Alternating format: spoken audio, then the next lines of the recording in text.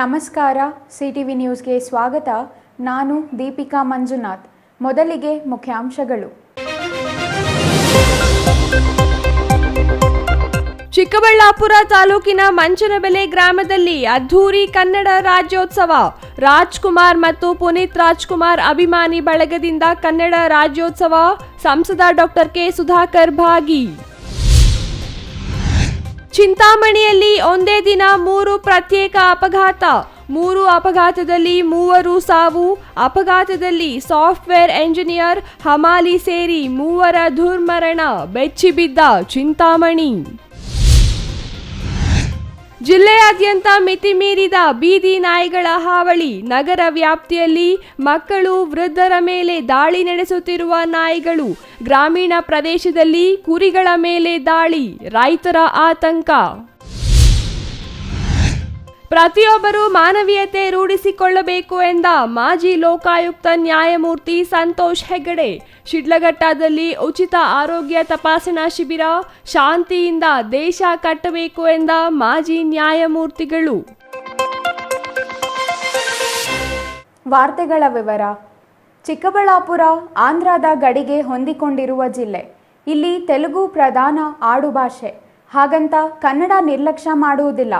ಹಾಗಾಗಿಯೇ ವರ್ಷ ಪೂರ್ತಿ ಇಲ್ಲಿ ಕನ್ನಡ ಹಬ್ಬ ಒಂದಲ್ಲ ಒಂದು ರೀತಿಯಲ್ಲಿ ನಡೆಯುತ್ತಿರುತ್ತದೆ. ಅದರ ಭಾಗವಾಗಿಯೇ ರಾತ್ರಿ ಮಂಚನಬೆಲೆ ಗ್ರಾಮದಲ್ಲಿ ಕನ್ನಡ ರಾಜ್ಯೋತ್ಸವ ಅತ್ಯಂತ ಅದ್ದೂರಿಯಾಗಿ ನೆರವೇರಿತು.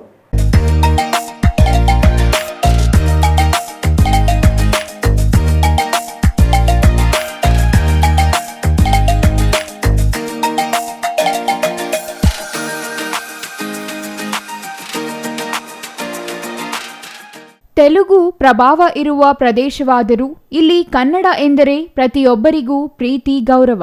ಚಿಕ್ಕಬಳ್ಳಾಪುರ ಜನರ ಕನ್ನಡದ ಪ್ರೀತಿ ಅನಾದಿ ಕಾಲದಿಂದಲೂ ಮುಂದುವರೆದಿದೆ. ಹಾಗಾಗಿಯೇ ನವೆಂಬರ್ ತಿಂಗಳ ಕನ್ನಡ ಪ್ರೀತಿಯ ಬದಲಾಗಿ ವರ್ಷಪೂರ್ತಿ ಕನ್ನಡದ ಕಂಪು ಪಸರಿಸಲು ಇಲ್ಲಿನ ಆಟೋ ಚಾಲಕರಿಂದ ಕನ್ನಡಪರ ಸಂಘಟನೆಗಳವರೆಗೂ ಶ್ರಮಿಸುತ್ತಿದ್ದಾರೆ. ಶನಿವಾರ ರಾತ್ರಿ ಚಿಕ್ಕಬಳ್ಳಾಪುರ ತಾಲೂಕಿನ ಮಂಚನಬೆಲೆ ಗ್ರಾಮದಲ್ಲಿ ಕನ್ನಡ ರಾಜ್ಯೋತ್ಸವ ಅದ್ದೂರಿಯಾಗಿ ಆಯೋಜಿಸಲಾಗಿತ್ತು. ಕನ್ನಡ ರಾಜ್ಯೋತ್ಸವದಲ್ಲಿ ಗ್ರಾಮದ ಮಹಿಳೆಯರು, ಮಕ್ಕಳು ಎಲ್ಲರೂ ಭಾಗವಹಿಸುವ ಮೂಲಕ ಕನ್ನಡ ಪ್ರೇಮ ಮೆರೆದರು. ಅಲ್ಲದೆ ಕ್ರೀಡೆ, ಸಂಗೀತ ಸೇರಿದಂತೆ ಅನೇಕ ಕ್ಷೇತ್ರಗಳಲ್ಲಿ ಉತ್ತಮ ಸಾಧನೆ ಮಾಡಿದ ಸಾಧಕರನ್ನು ವೇದಿಕೆಯಲ್ಲಿ ಸನ್ಮಾನಿಸಲಾಯಿತು. ಸಂಗೀತ ರಸಮಂಜರಿ ನೆರೆದಿದ್ದ ಎಲ್ಲರನ್ನೂ ಹುಚ್ಚೆದ್ದು ಕುಣಿಯುವಂತೆ ಮಾಡುವಲ್ಲಿ ಯಶಸ್ವಿಯಾಯಿತು. ಪ್ರತಿ ವರ್ಷ ಈ ಗ್ರಾಮದಲ್ಲಿ ಕನ್ನಡ ರಾಜ್ಯೋತ್ಸವ ಆಚರಿಸಲಾಗುತ್ತಿದ್ದು, ಕಳೆದ ಹಲವು ವರ್ಷಗಳಿಂದಲೂ ಡಾಕ್ಟರ್ ಕೆ ಸುಧಾಕರ್ ಅವರು ರಾಜ್ಯೋತ್ಸವ ಕಾರ್ಯಕ್ರಮದಲ್ಲಿ ಭಾಗವಹಿಸುವುದು ರೂಢಿಯಾಗಿದೆ. ಶನಿವಾರ ರಾತ್ರಿ ನಡೆದ ಕನ್ನಡ ರಾಜ್ಯೋತ್ಸವದಲ್ಲಿಯೂ ಸಂಸದ ಡಾಕ್ಟರ್ ಕೆ ಸುಧಾಕರ್ ಅವರು ಭಾಗವಹಿಸಿದ್ದರು. ಈ ಸಂದರ್ಭದಲ್ಲಿ ಮಾತನಾಡಿದ ಅವರು, ನಾಡಿನ ಸಂಸ್ಕಾರ, ಸಂಸ್ಕೃತಿ ಉಳಿಸಿ ಬೆಳೆಸುವ ಕಾರ್ಯಕ್ರಮ ಇದಾಗಿದೆ. ಸಾಧಕರಿಗೆ ಸನ್ಮಾನ ಮಾಡುವ ವಿನೂತನ ಕಾರ್ಯಕ್ರಮ ನಡೆಸುತ್ತಿರೋದು ಶ್ಲಾಘನೀಯ. ನಾಡಿನ ಹೊರಗೂ ಕನ್ನಡ ಪಸರಿಸುವ ಕಾರ್ಯಕ್ರಮ ಆಗಬೇಕೆಂದು ಕರೆ ನೀಡಿದರು. ಕನ್ನಡವನ್ನು ಕಡ್ಡಾಯವಾಗಿ ಮಕ್ಕಳಿಗೆ ಕಲಿಸುವ ಮೂಲಕ ಮುಂದಿನ ಪೀಳಿಗೆಗೆ ಕನ್ನಡ ಭಾಷೆ ಹಸ್ತಾಂತರಿಸುವ ರಾಯಭಾರಿಗಳಾಗಿ ಪ್ರತಿಯೊಬ್ಬ ಪೋಷಕರು ಕರ್ತವ್ಯ ನಿರ್ವಹಿಸಬೇಕು. ಮಕ್ಕಳಿಗೆ ಕನ್ನಡ ಪುಸ್ತಕ ಓದುವ ಹವ್ಯಾಸ ಮಾಡಿಸಿದರೆ ಮುಂದಿನ ದಿನಗಳಲ್ಲಿ ಅವರೇ ಕನ್ನಡ ಪತ್ರಿಕೆ ಮತ್ತು ಪುಸ್ತಕ ಓದಲು ಆಸಕ್ತಿ ತೋರುತ್ತಾರೆ. ಮುಂದಿನ ವರ್ಷ ಇನ್ನೂ ವೈಭವವಾಗಿ ಕಾರ್ಯಕ್ರಮ ಆಚರಿಸಿ ನಾನು ಭಾಗಿಯಾಗುತ್ತೇನೆ. ಮಂಚನಬೆಲೆ ಗ್ರಾಮದಲ್ಲಿ ಥ್ರೋಬಾಲ್, ಕಬಡ್ಡಿ ಸೇರಿದಂತೆ ಇತರೆ ಕ್ರೀಡೆಗಳಲ್ಲಿ ರಾಷ್ಟ್ರೀಯ ಮಟ್ಟಕ್ಕೆ ಹೋಗಿರುವುದು ಅಭಿನಂದನೀಯ ಎಂದು ಸಂಸದರು ತಿಳಿಸಿದರು.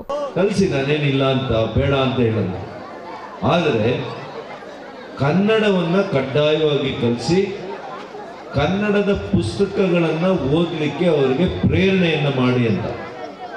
ಸಣ್ಣ ಮಕ್ಕಳಿಂದಾನೇ ನೀವು ಕತೆ ಪುಸ್ತಕಗಳನ್ನು ಕೊಟ್ಟರೆ, ಸಣ್ಣ ಸಣ್ಣ ಕತೆ ಪುಸ್ತಕಗಳು, ಅವರಿಗೆ ಅದರಲ್ಲಿ ಉತ್ಸಾಹ ಬರ್ತದೆ.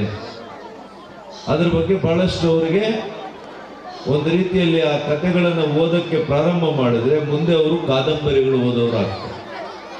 ಅದನ್ನು ನೀವೆಲ್ಲ ಕೂಡ ಮಾಡಬೇಕು ಅಂತ ಹೇಳಿ, ಹಾಗಾಗಿ ತಮಗೆಲ್ಲ ಕೂಡ ಮತ್ತೊಮ್ಮೆ ಬಹಳಷ್ಟು ಒಳ್ಳೆಯ ರೀತಿಯಲ್ಲಿ ಕಾರ್ಯಕ್ರಮ ನಡೆಸ್ಕೊಂಡಿದ್ದೀರಿ.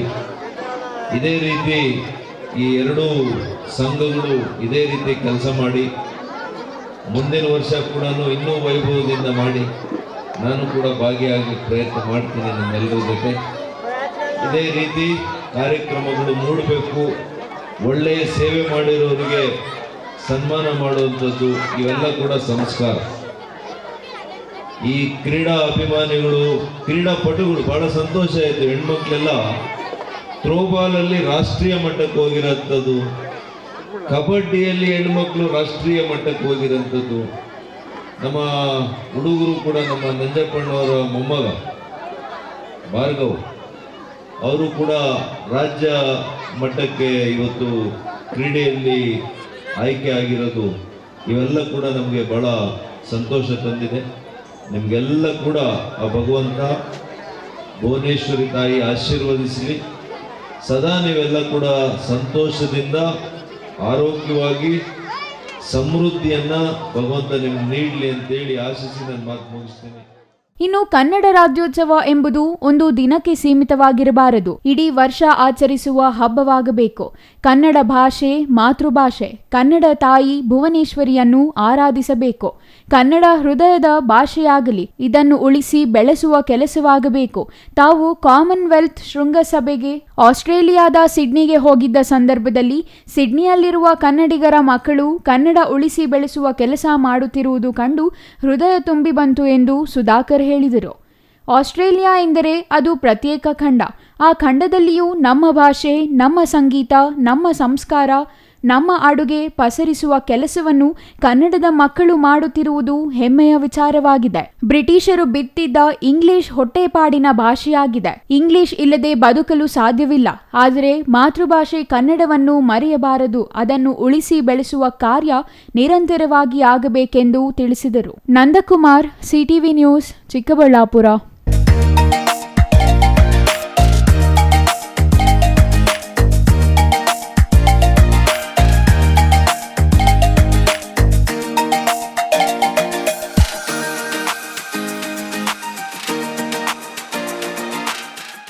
ಚಿಂತಾಮಣಿ ತಾಲೂಕಿನಲ್ಲಿ ಕಳೆದ ರಾತ್ರಿಯಿಂದ ಈಚೆಗೆ 3 ಅಪಘಾತಗಳು ನಡೆದಿದ್ದು, ಅಪಘಾತಕ್ಕೆ ಒಬ್ಬರಂತೆ 3 ಮೃತಪಟ್ಟಿರುವ ಘಟನೆ ನಡೆದಿದೆ. ಒಂದೇ ದಿನದಲ್ಲಿ 3 ಅಪಘಾತಗಳು ನಡೆದಿರುವುದು ಚಿಂತಾಮಣಿ ನಾಗರಿಕರ ಆತಂಕವನ್ನು ಹೆಚ್ಚಿಸುವಂತಾಗಿದೆ.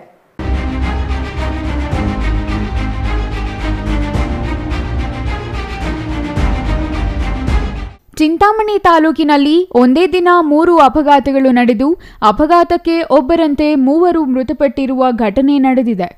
ಚಿಂತಾಮಣಿ ಮದನಪಲ್ಲಿ ರಸ್ತೆಯಲ್ಲಿ ಕಾರು ಮತ್ತು ಬೈಕ್ ನಡುವೆ ನಡೆದ ಅಪಘಾತದಲ್ಲಿ ಚಿಂತಾಮಣಿ ನಗರದ ಹಮಾಲಿಯೊಬ್ಬರು ಸ್ಥಳದಲ್ಲಿಯೇ ಮೃತಪಟ್ಟು ಆತನ ಬೈಕ್ ಸುಟ್ಟು ಕರಕಲಾಗಿದೆ. ಮತ್ತೊಂದು ಅಪಘಾತದಲ್ಲಿ ಸಾಫ್ಟ್ವೇರ್ ಎಂಜಿನಿಯರ್ ಒಬ್ಬರು ಸ್ಥಳದಲ್ಲಿಯೇ ಮೃತಪಟ್ಟಿದ್ದಾರೆ. ಚಿಂತಾಮಣಿ ಮದನಪಲ್ಲಿ ಹೆದ್ದಾರಿಯಲ್ಲಿರುವ ಹೈಮರೆಡ್ಡಿಹಳ್ಳಿ ಸಮೀಪ ಇಂದು ಬೆಳಗ್ಗೆ ಕಾರು ಮತ್ತು ಖಾಸಗಿ ಬಸ್ ನಡುವೆ ಅಪಘಾತವಾಗಿ ಕಾರು ಚಾಲನೆ ಮಾಡುತ್ತಿದ್ದ ಆಂಧ್ರ ಪ್ರದೇಶದ ಚಿತ್ತೂರು ಜಿಲ್ಲೆಯ ಕದಿರಿ ನಾಯನಚೆರುವು ಗ್ರಾಮದ 44 ವರ್ಷದ ಪ್ರವೀಣ್ ಸ್ಥಳದಲ್ಲಿಯೇ ಮೃತಪಟ್ಟಿದ್ದಾರೆ. ಬಸ್ನಲ್ಲಿದ್ದವರಿಗೆ ಯಾವುದೇ ಅಪಾಯವಾಗಿಲ್ಲ.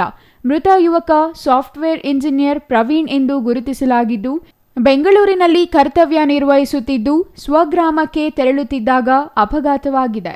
ಸ್ಥಳಕ್ಕೆ ಸಬ್ ಇನ್ಸ್ಪೆಕ್ಟರ್ ನಾಗೇಂದ್ರ ಪ್ರಸಾದ್ ಭೇಟಿ ನೀಡಿ ಪರಿಶೀಲನೆ ನಡೆಸಿದ್ದಾರೆ.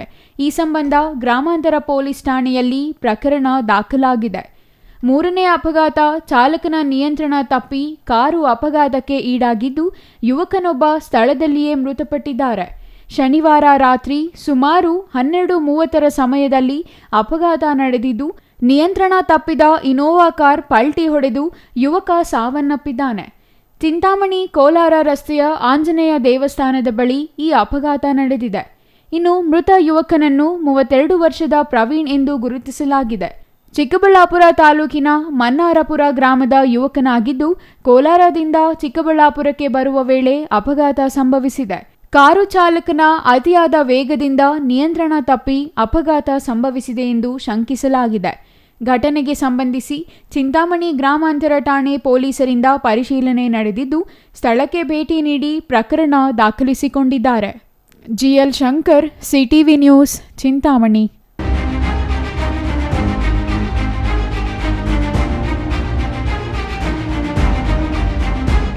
ಬೀದಿ ನಾಯಿಗಳ ಕಾಟ ಎಂಬುದು ಮಿತಿ ಮೀರಿದೆ.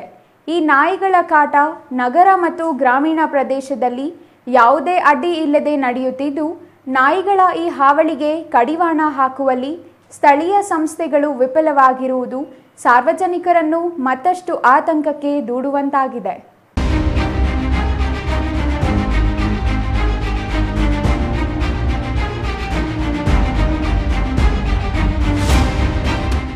ಹೌದು, ನಾಯಿಗಳ ಹಾವಳಿ ಎಂಬುದು ನಗರ ಮತ್ತು ಗ್ರಾಮೀಣ ಎಂಬ ಭೇದವಿಲ್ಲದೆ ತೀವ್ರವಾಗಿದೆ.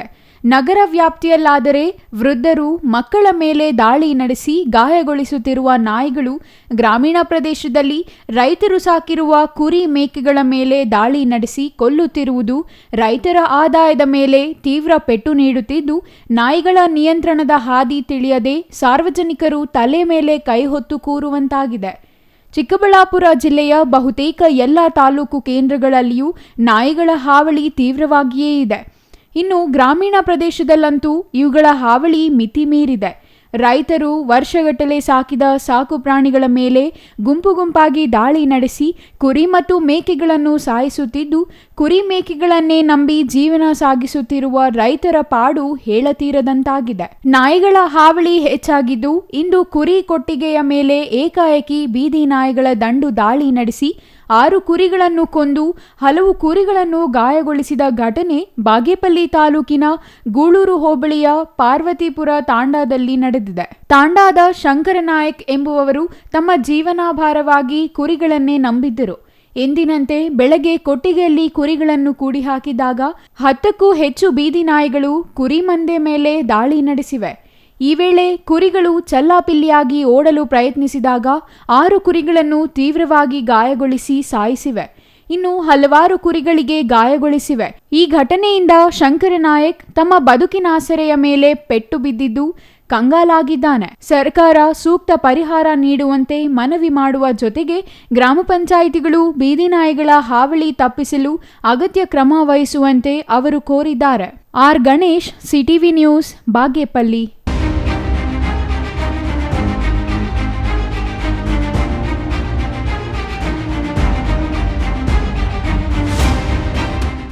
ಮಾನವೀಯತೆ ಎನ್ನುವುದು ಮುಖ್ಯ ಮೌಲ್ಯವಾಗಿದ್ದು, ಪ್ರತಿಯೊಬ್ಬರೂ ಮಾನವೀಯತೆ ರೂಢಿಸಿಕೊಂಡರೆ ಸಮಾಜದಲ್ಲಿ ಶಾಂತಿ ಸೌಹಾರ್ದತೆ ನೆಲೆಸುತ್ತದೆ ಎಂದು ಮಾಜಿ ಲೋಕಾಯುಕ್ತ ಸಂತೋಷ್ ಹೆಗಡೆ ತಿಳಿಸಿದರು.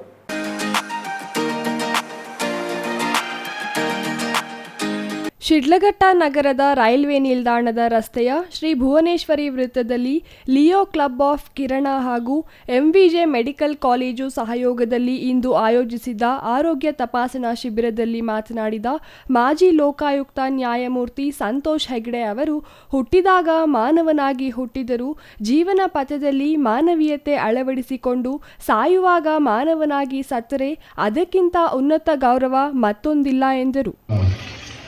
ಯುವತಿಯರಲ್ಲಿ ಹಂಚಿಕೊಳ್ಬೇಕನ್ನೋ ಹಿನ್ನೆಲೆಯಲ್ಲಿ ನಿನ್ನೆವರೆಗೆ 1841 ಶಾಲಾ ಕಾಲೇಜಿಗೆ ಹೋಗಿದ್ದೇನೆ.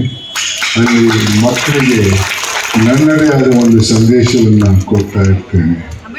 ಹುಟ್ಟುವಾಗ ಮಾನವನಾಗಿ ಹುಟ್ಟದೇ ಇದ್ದರೂ ಜೀವನ ಪಥದಲ್ಲಿ ಮಾನವೀಯತೆಯನ್ನು ಅಳವಡಿಸಿಕೊಂಡು ಸಾಯುವಾಗ ಮಾನವನಾಗಿ ಸತ್ತರೆ ಅದಕ್ಕೆ ಮೇಲ್ಪಟ್ಟಂಥ ಗೌರವ ಯಾವುದೂ ಇಲ್ಲ ಅನ್ನೋ ವಿಚಾರ. ಶಾಂತಿಯಿಂದ ದೇಶದಲ್ಲಿ ಬದಲಾವಣೆ ಬಂದರೆ ಅದರಿಂದ ಯಾವುದೇ ತೊಂದರೆ ಇಲ್ಲ. ಆದರೆ ಕ್ರಾಂತಿಯಿಂದ ಬದಲಾವಣೆ ಬರುವುದಾದರೆ ಅದರಿಂದ ದೇಶದ ಯಾರೊಬ್ಬರಿಗೂ ಪ್ರಯೋಜನವಿಲ್ಲ.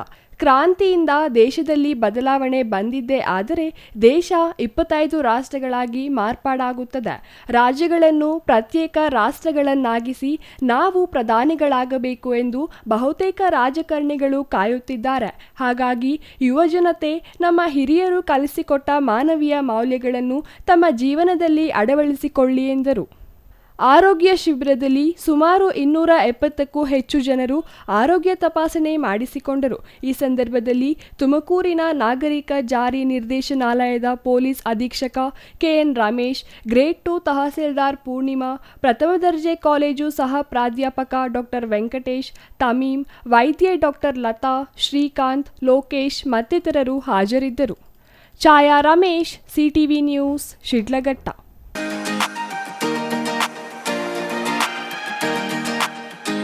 ಇದೀಗ ಚಿಕ್ಕದೊಂದು ವಿರಾಮದ ನಂತರ ಸಿಟಿವಿ ನ್ಯೂಸ್ ಮುಂದುವರಿಯಲಿದೆ.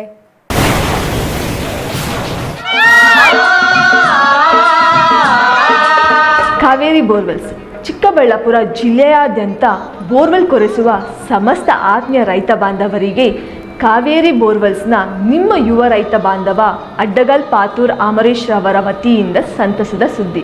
ಕಾವೇರಿ ಬೋರ್ವೆಲ್ಸ್ನಲ್ಲಿ ಬೋರ್ವೆಲ್ ಕೊರೆಸುವ ನಮ್ಮ ಅನ್ನದಾತ ಬಾಂಧವರಿಗೆ ಸಾಧಾರಣ ಬೆಲೆ ಮತ್ತು ಉತ್ತಮ ರಿಯಾಯಿತಿಗಳೊಂದಿಗೆ ಬೋರ್ವೆಲ್ ಕೊರೆಸಿಕೊಡುತ್ತೇವೆ.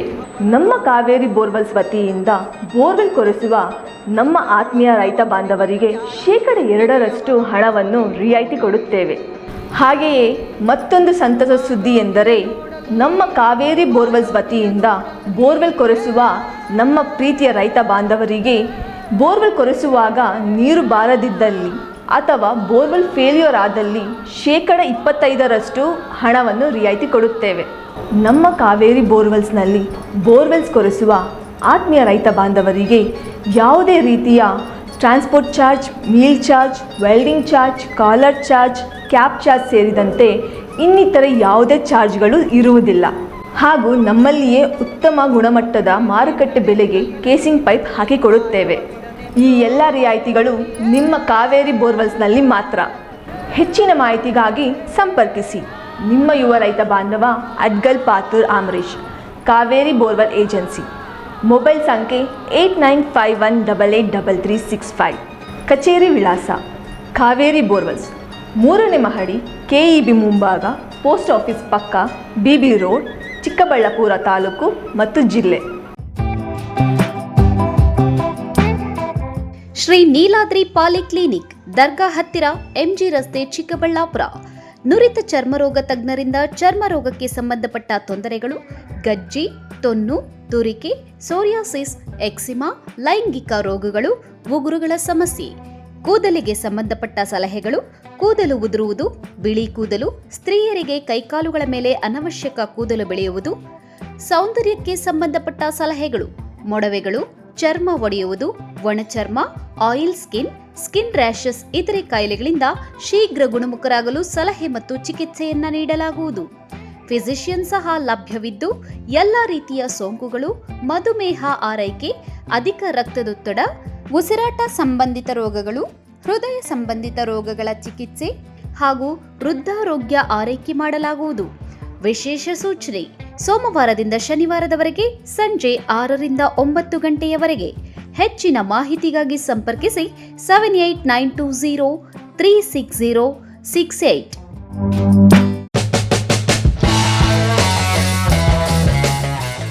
RHL ಕ್ರಿಕೆಟ್ ಹಬ್ಬ 2024 ಭಗತ್ ಸಿಂಗ್ ಚಾರಿಟಬಲ್ ಟ್ರಸ್ಟ್ ಮತ್ತು RHL home loans consultancy Chikkaballapur ಇವರ ವತಿಯಿಂದ RHL ಕಪ್ 2024 ರಾಷ್ಟ್ರ ಮಟ್ಟದ ಟೆನ್ನಿಸ್ ಬಾಲ್ ಕ್ರಿಕೆಟ್ ಟೂರ್ನಮೆಂಟ್ ದಿನಾಂಕ 7-12-2024 ರಿಂದ 8-12-2024 ಸ್ಥಳ ಸರ್ MV ಸ್ಟೇಡಿಯಂ.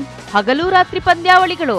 ಪ್ರಥಮ ಬಹುಮಾನ 2,22,227 ರೂಪಾಯಿ ನಗದು ಮತ್ತು ಆಕರ್ಷಕ ಟ್ರೋಫಿ. ದ್ವಿತೀಯ ಬಹುಮಾನ 1,11,111 ರೂಪಾಯಿ ನಗದು ಮತ್ತು ಆಕರ್ಷಕ ಟ್ರೋಫಿ. ಸರ್ವರಿಗೂ ಆದರದ ಸುಸ್ವಾಗತ.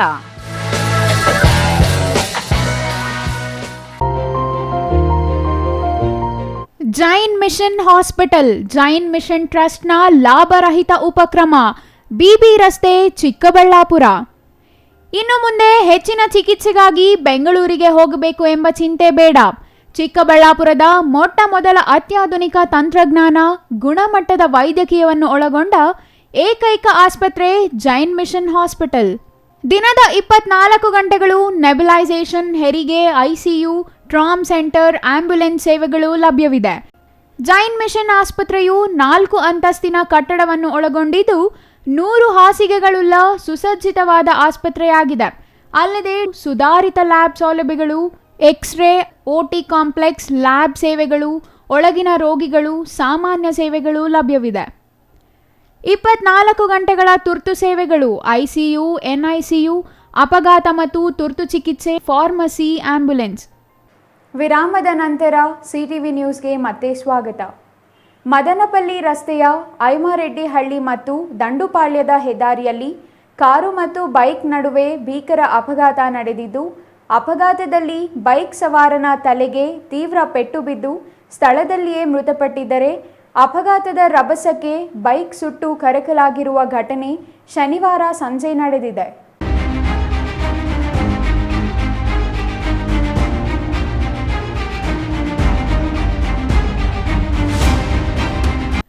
ಚಿಂತಾಮಣಿ ತಾಲೂಕಿನ ಮದನಪಲ್ಲಿ ರಸ್ತೆಯಲ್ಲಿ ಕಾರು ಮತ್ತು ಬೈಕ್ ನಡುವೆ ಭೀಕರ ಅಪಘಾತ ಸಂಭವಿಸಿದ್ದು, ಈ ಅಪಘಾತದಲ್ಲಿ ವ್ಯಕ್ತಿಯೊಬ್ಬರು ಸ್ಥಳದಲ್ಲಿಯೇ ಮೃತಪಟ್ಟಿದ್ದಾರೆ. ಅಪಘಾತದಲ್ಲಿ ಮೃತಪಟ್ಟ ಬೈಕ್ ಸವಾರರನ್ನು ಚಿಂತಾಮಣಿ ನಗರದ ಕೃಷಿ ಉತ್ಪನ್ನ ಮಾರುಕಟ್ಟೆಯಲ್ಲಿ ಹಮಾಲಿ ಕೆಲಸ ಮಾಡುವ ನಗರದ ಗಾಂಧಿನಗರ ಬಡಾವಣೆ ನಿವಾಸಿ 30 ವರ್ಷದ ದೇವರಾಜ್ ಎಂದು ಗುರುತಿಸಲಾಗಿದೆ. ಅಪಘಾತ ನಡೆಸಿದ ಕಾರು ಚಾಲಕನನ್ನು ಬೆಂಗಳೂರು ನಗರದ ಚಂದ್ರ ಲೇಔಟ್ ನಿವಾಸಿ ಮಧುಕುಮಾರ್ ಎಂದು ತಿಳಿದುಬಂದಿದೆ. ಅಪಘಾತದ ವೇಳೆ ಕಾರಿನಲ್ಲಿದ್ದ 2 ಮಹಿಳೆಯರು ಸೇರಿದಂತೆ ಚಾಲಕನಿಗೆ ಸಣ್ಣ ಪುಟ್ಟ ಗಾಯಗಳಾಗಿದ್ದು, ಕಾರು ಮುಂಭಾಗ ಜಖಂಗೊಂಡಿದೆ. ಬೈಕಿಗೆ ಬೆಂಕಿ ತಗುಲಿ ಸಂಪೂರ್ಣ ಸುಟ್ಟು ಹೋಗಿದೆ. ಬೆಂಗಳೂರಿನ ಚಂದ್ರ ಲೇಔಟ್ ನಿವಾಸಿ ಡಾಕ್ಟರ್ ರಾಮ್ ಎಂಬುವವರ ಪತ್ನಿ ಆಶಾ ಮತ್ತು ಅವರ ಸ್ನೇಹಿತೆ ಶಿಶಿರಾ ಎಂಬುವವರು ಬೆಂಗಳೂರಿನಿಂದ ಮದನಪಲ್ಲಿ ಮಾರ್ಗವಾಗಿ ಕಡಪಾಗೆ ತೆರಳುತ್ತಿದ್ದರೆ, ಬೈಕ್ ಸವಾರ ಮದನಪಲ್ಲಿ ಮುಖ್ಯ ರಸ್ತೆಯ ಮೂಲಕ ಚಿಂತಾಮಣಿ ಕಡೆ ಬರುತ್ತಿದ್ದಾಗ ಮುಖಾಮುಖಿ ಡಿಕ್ಕಿ ಸಂಭವಿಸಿದೆ ಎಂದು ಪೊಲೀಸರು ತಿಳಿಸಿದ್ದಾರೆ. ಇನ್ನು ಅಪಘಾತದಲ್ಲಿ ಬೈಕ್ ಸವಾರ ಸ್ಥಳದಲ್ಲಿಯೇ ಮೃತಪಟ್ಟ ವಿಚಾರ ತಿಳಿದು ಚಿಂತಾಮಣಿ ಉಪವಿಭಾಗದ DYSP P Muralidhar, Kencharlahalli police inspector Venkataramappa, Kencharlahalli PSI Shivakumar, Chintamani ಗ್ರಾಮಾಂತರ ಠಾಣೆ ಪಿಎಸ್ಐ ನಾಗೇಂದ್ರ ಪ್ರಸಾದ್ ಸೇರಿದಂತೆ 112 ಪೊಲೀಸ್ ವಾಹನ ಅಪಘಾತದ ಸ್ಥಳಕ್ಕೆ ಭೇಟಿ ನೀಡಿದ್ದು, ಅಗ್ನಿಶಾಮಕ ದಳದ ಅಧಿಕಾರಿ ಲೋಕೇಶ್ ನೇತೃತ್ವದ ತಂಡವು ಸ್ಥಳಕ್ಕೆ ಆಗಮಿಸಿ ಬೈಕ್ಗೆ ತಗುಲಿದ್ದ ಬೆಂಕಿ ನಂದಿಸುವಲ್ಲಿ ಯಶಸ್ವಿಯಾಗಿದ್ದಾರೆ. ಇನ್ನು ವಿಷಯ ತಿಳಿಯುತ್ತಿದ್ದಂತೆ ಚಿಕ್ಕಬಳ್ಳಾಪುರ ಜಿಲ್ಲೆಯ ಅಡಿಷನಲ್ ಎಸ್ಪಿ ರಾಜಾ ಇಮಾಮ್ ಖಾಸಿಂ ಸ್ಥಳಕ್ಕೆ ಭೇಟಿ ನೀಡಿ ಪರಿಶೀಲನೆ ನಡೆಸಿದ್ದಾರೆ. ಚಿಂತಾಮಣಿ ಗ್ರಾಮಾಂತರ ಠಾಣೆಯಲ್ಲಿ ಅಪಘಾತದ ಕುರಿತು ಪ್ರಕರಣ ದಾಖಲಾಗಿದೆ. GL Shankar, CTV news, Chintamani.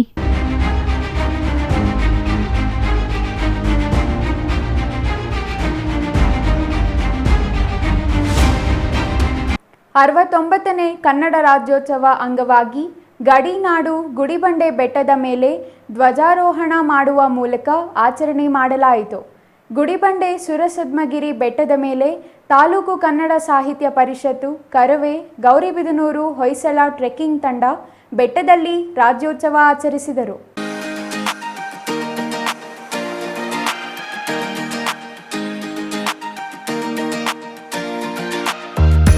Kannada ಸಾಹಿತ್ಯ ಪರಿಷತ್ತಿನ ಅಧ್ಯಕ್ಷ ಬಿ ಮಂಜುನಾಥ್ ಮಾತನಾಡಿ, ನಾಡಭಾಷೆ ಕನ್ನಡ ಆಡುಭಾಷೆ ಅನ್ನದ ಭಾಷೆಯಾಗಲಿ.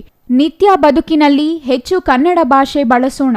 ಆ ಮೂಲಕ ಕನ್ನಡವನ್ನು ಬೆಳೆಸೋಣ. ಸಿರಿಗನ್ನಡಂ ಗೆಲ್ಗೆ, ಸಿರಿಗನ್ನಡಂ ಬಾಳ್ಗೆ ಎಂದು ಹೇಳಿದರು.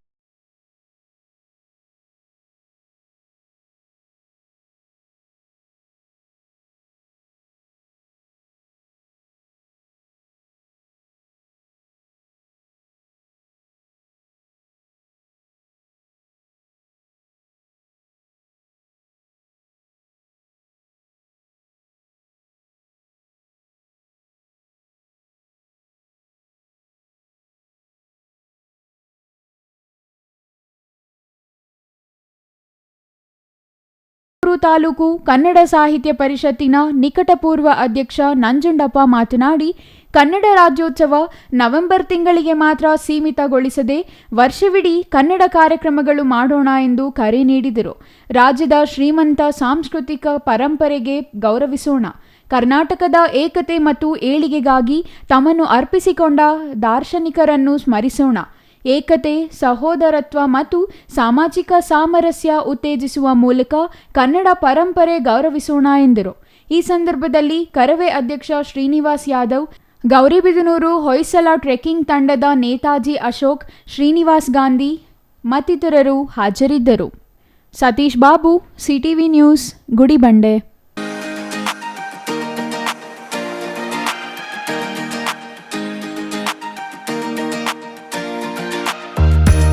ದಿನಗಳು ಉರುಳುತ್ತಿವೆ. ಹಂಗೋ ಹಿಂಗೋ ಬದುಕು ಸಾಗುತ್ತದೆ. 3-4 ತಲೆಮಾರುಗಳಿಂದ ವಾಸಿಸುತ್ತಿರುವ ಗುಡಿಸಲು ಮಳೆ ಬಂದರೆ ಸೋರುತ್ತಿದೆ. ವಾಸದ ಮನೆಗಾಗಿ ಎಷ್ಟೇ ಪ್ರಯತ್ನಿಸಿದರೂ ಆ ಕುಟುಂಬದ ನೋವಿಗೆ ಸ್ಪಂದಿಸಿಲ್ಲ. ಆದರೆ ನಂಜನಗೂಡಿನ ಶ್ರೀ ಧರ್ಮಸ್ಥಳ ಗ್ರಾಮಾಭಿವೃದ್ಧಿ ಯೋಜನೆ ಆ ಕುಟುಂಬದ ಕಷ್ಟಕ್ಕೆ ಮಿಡಿದಿದೆ. ಹಾಗಾದರೆ ಅಲ್ಲಿ ನಡೆದಿದ್ದಾದರೂ ಏನು ಅಂತೀರಾ? ನೀವೇ ನೋಡಿ.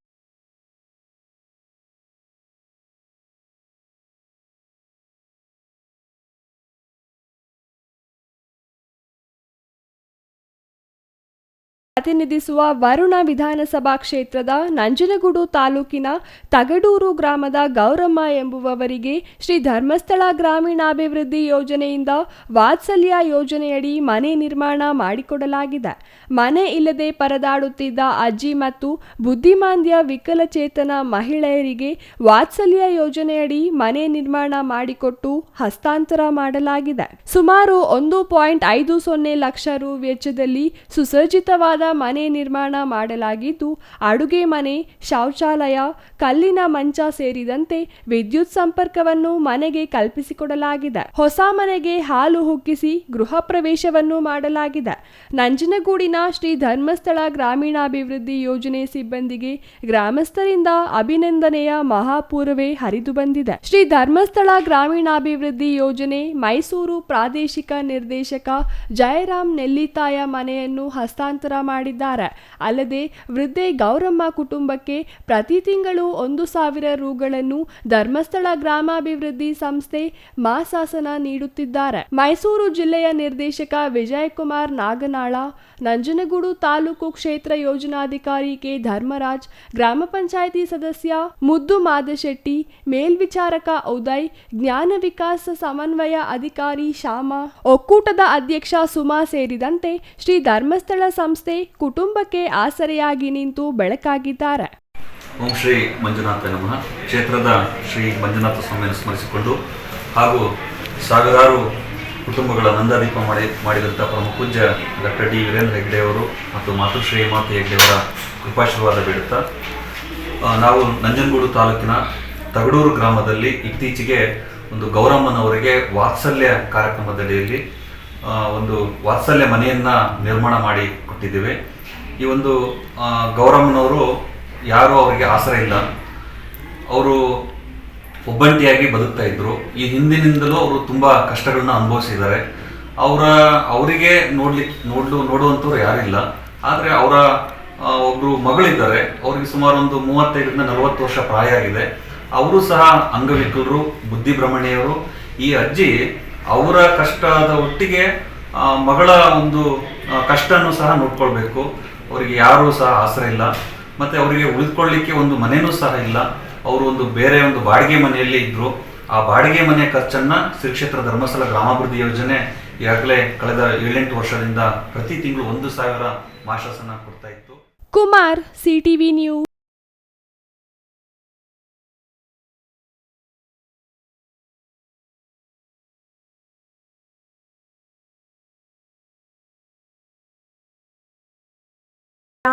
ವಿರಾಮದ ನಂತರ ಸಿಟಿವಿ ನ್ಯೂಸ್ ಮುಂದುವರಿಯಲಿದೆ.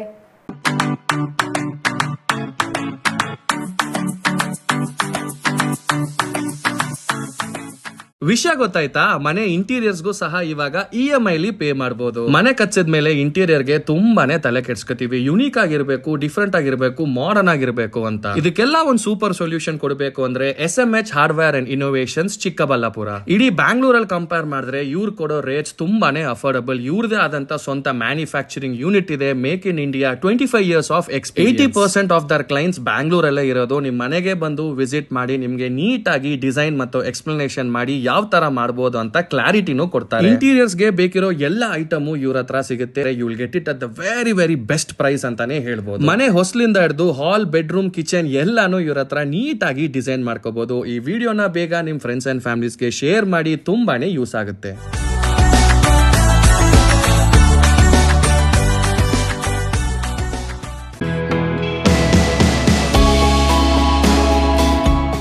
ಶ್ರೀ ಚಾಮವಿ ಪಾರ್ಟಿ ಹಾಲ್, 4ನೇ ಮಹಡಿ, ಶ್ರೀ ಚಾಮವಿ ಕಾಂಪ್ಲೆಕ್ಸ್, ಗೆರಿಯಾ ಶೋರೂಮ್ನ ಮೇಲೆ, ನಂಬರ್ 232T, BB ರಸ್ತೆ, ಚಿಕ್ಕಬಳ್ಳಾಪುರ.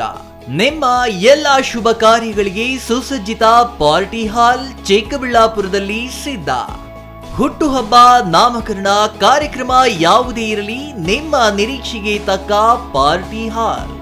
ನಮ್ಮಲ್ಲಿ ದೊರೆಯುವ ಸೌಲಭ್ಯಗಳು: ವಿಶಾಲವಾದ ಪಾರ್ಟಿ ಹಾಲ್, ಒಂದು ಡೈನಿಂಗ್ ಹಾಲ್, ಮಾಡರ್ನ್ ಅಡುಗೆ ಕೋಣೆ, 300 ಅತಿಥಿಗಳ ಆಸನ ಸಾಮರ್ಥ್ಯ, 2 ಕೊಠಡಿಗಳು ಸಸ್ಯಾಹಾರಿಗಳಿಗೆ ಮಾತ್ರ, ಎಸಿ ಕೇಂದ್ರೀಕೃತ ಪಾರ್ಟಿ ಹಾಲ್, ಪ್ರೊಜೆಕ್ಟರ್ ಮತ್ತು ಪರದೆಯೊಂದಿಗೆ ಸಿದ್ಧವಾಗಿದೆ.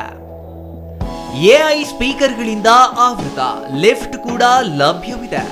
100 ಕಾರ್ಗಳಿಗೆ ಪಾರ್ಕಿಂಗ್ ವ್ಯವಸ್ಥೆ, ಪವರ್ ಬ್ಯಾಕಪ್ ಜನರೇಟರ್ ಲಭ್ಯ.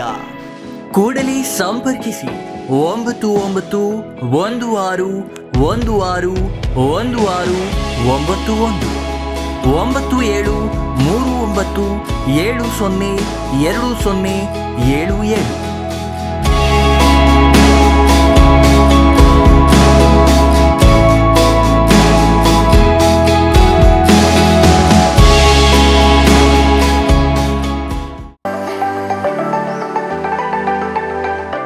Shri Manjunatha hardware and innovations 22 ವರ್ಷಗಳಿಂದ ಮಾರುಕಟ್ಟೆಯಲ್ಲಿ ಸುದೀರ್ಘ ಪಯಣ ಮತ್ತು ಗ್ರಾಹಕ ಹಾಗೂ ಎಂಜಿನಿಯರಿಂಗ್ಗಳ ನಂಬಿಕೆಯ ಆಯ್ಕೆ.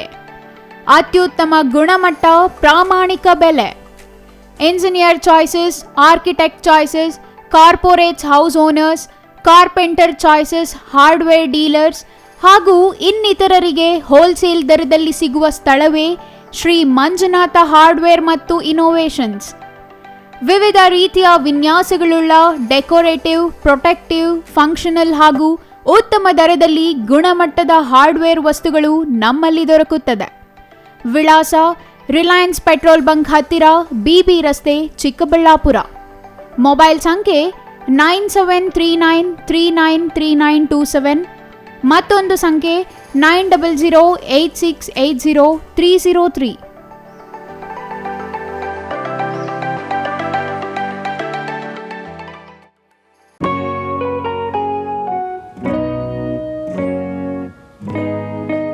ಸ್ಕೈ ಮಹಿಳಾ ಅಡ್ಡ ವುಮೆನ್ಸ್ ಶೋರೂಮ್ ಬದಲಾದ ವಿಳಾಸದಲ್ಲಿ, ಗೌರಿಬಿದನೂರು ರಸ್ತೆ, ರೆಡ್ಡಿ ಎಲೆಕ್ಟ್ರಾನಿಕ್ಸ್ ಹತ್ತಿರ, ಚಿಕ್ಕಬಳ್ಳಾಪುರ ಟೌನ್. ಮೊಬೈಲ್ ಸಂಖ್ಯೆ 9916533636.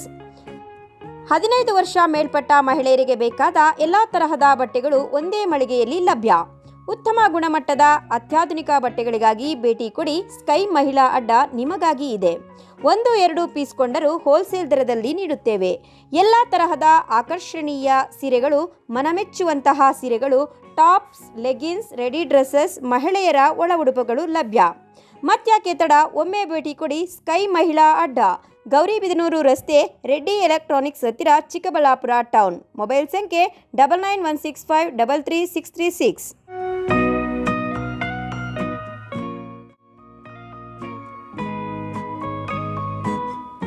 ವಿರಾಮದ ನಂತರ ಸಿಟಿವಿ ನ್ಯೂಸ್ಗೆ ಮತ್ತೆ ಸ್ವಾಗತ. ಕೊನೆಯದಾಗಿ ಮತ್ತೊಮ್ಮೆ ಮುಖ್ಯಾಂಶಗಳು. ಚಿಕ್ಕಬಳ್ಳಾಪುರ ತಾಲೂಕಿನ ಮಂಚನಬೆಲೆ ಗ್ರಾಮದಲ್ಲಿ ಅದ್ಧೂರಿ ಕನ್ನಡ ರಾಜ್ಯೋತ್ಸವ. ರಾಜ್ಕುಮಾರ್ ಮತ್ತು ಪುನೀತ್ ರಾಜ್ಕುಮಾರ್ ಅಭಿಮಾನಿ ಬಳಗದಿಂದ ಕನ್ನಡ ರಾಜ್ಯೋತ್ಸವ. ಸಂಸದ ಡಾಕ್ಟರ್ ಕೆ ಸುಧಾಕರ್ ಭಾಗಿ. ಚಿಂತಾಮಣಿಯಲ್ಲಿ ಒಂದೇ ದಿನ 3 ಪ್ರತ್ಯೇಕ ಅಪಘಾತ. 3 ಅಪಘಾತದಲ್ಲಿ 3 ಸಾವು. ಅಪಘಾತದಲ್ಲಿ ಸಾಫ್ಟ್ವೇರ್ ಎಂಜಿನಿಯರ್, ಹಮಾಲಿ ಸೇರಿ 3 ದುರ್ಮರಣ. ಬೆಚ್ಚಿಬಿದ್ದ ಚಿಂತಾಮಣಿ. ಜಿಲ್ಲೆಯಾದ್ಯಂತ ಮಿತಿ ಮೀರಿದ ಬೀದಿ ನಾಯಿಗಳ ಹಾವಳಿ. ನಗರ ವ್ಯಾಪ್ತಿಯಲ್ಲಿ ಮಕ್ಕಳು, ವೃದ್ಧರ ಮೇಲೆ ದಾಳಿ ನಡೆಸುತ್ತಿರುವ ನಾಯಿಗಳು. ಗ್ರಾಮೀಣ ಪ್ರದೇಶದಲ್ಲಿ ಕುರಿಗಳ ಮೇಲೆ ದಾಳಿ. ರೈತರ ಆತಂಕ. ಪ್ರತಿಯೊಬ್ಬರೂ ಮಾನವೀಯತೆ ರೂಢಿಸಿಕೊಳ್ಳಬೇಕು ಎಂದ ಮಾಜಿ ಲೋಕಾಯುಕ್ತ ನ್ಯಾಯಮೂರ್ತಿ ಸಂತೋಷ್ ಹೆಗಡೆ. ಶಿಡ್ಲಘಟ್ಟದಲ್ಲಿ ಉಚಿತ ಆರೋಗ್ಯ ತಪಾಸಣಾ ಶಿಬಿರ. ಶಾಂತಿಯಿಂದ ದೇಶ ಕಟ್ಟಬೇಕು ಎಂದ ಮಾಜಿ ನ್ಯಾಯಮೂರ್ತಿಗಳು. ಇದಿಷ್ಟು ಈ ಹೊತ್ತಿನ ಸುದ್ದಿ. ನೋಡ್ತಾ ಇರಿ ಸಿಟಿವಿ ನ್ಯೂಸ್, ಇದು ನಿಮ್ಮ ಜೊತೆಗಾರ.